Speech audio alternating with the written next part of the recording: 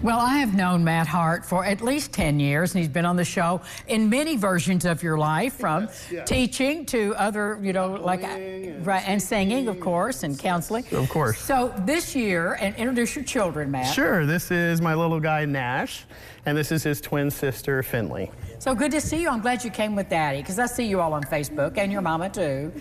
So Dad's kind of a hot ticket now on TikTok. You know, he's a big deal.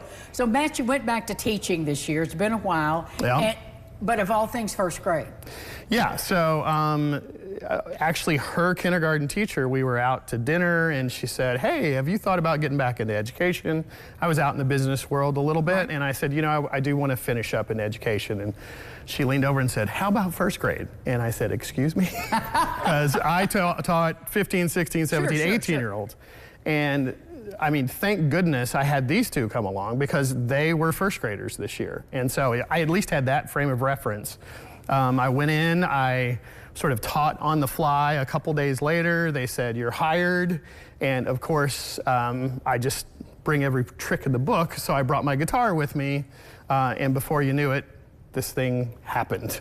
Well, you're teaching the kids. I've told Ron, I said, this is the music I like, right? Yeah. So what was you just spontaneously said, hey, let's all learn? How'd it go? Yeah, so we were gonna do for Black History Month, I think it was, so I think that's February, each grade got a different artist. And so first grade happened to get Michael Jackson. So I was racking my brain, how do I take an acoustic guitar and play Michael Jackson? You know, I was like, Beat It in my head, Billie Jean, that doesn't make any sense.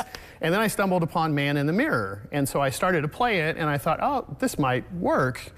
And so I brought it in. I taught them kind of the first verse and then the chorus, and they picked it up so fast. And we had that conversation about who's talking, what are they talking about? What do you think this means? And within a day or so, they had all the lyrics. Angie, their brains are a lot more pliable than ours. Yes, I don't want to speak for you. Yes, but much more than mine. They grabbed the lyrics and they knew it all. They knew the song. I sent a video home to my wife and she was like, you got to put that up on a TikTok. And I said, I don't have TikTok, so you're going to have to help me. And then I woke up the next morning and it had 10,000 views. So, okay, from there, now you're just, you know, everybody's looking forward to the next song. How many videos have you done? Do you even know? Gosh, so songs from that point to the end of school, I think I taught them about 16 different songs.